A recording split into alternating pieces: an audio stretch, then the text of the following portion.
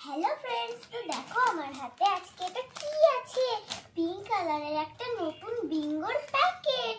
আমি পিঙ্ক কালারের চিপস তো কোনোদিন খাইনি, আর এটা নাকি হিমালয়ের পিঙ্ক সল্ট দিয়ে বানানো। তো চলো চলো দেখি এটা কেমন খেতে।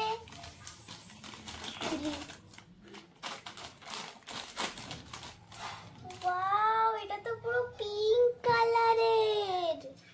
তো চলো খেয়ে দেখি। ভালোই টেস্টি আছে।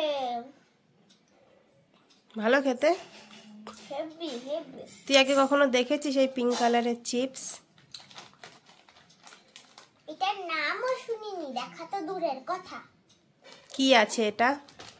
উপরে কি হিমালয়ের ছবি দেওয়া রয়েছে? হ্যাঁ হ্যাঁ, এই যে হিমালয়ের পিঙ্ক সল্টের একটু প্যাকেটের ভেতরটা দেখাতো কিরকম পিঙ্ক কালার।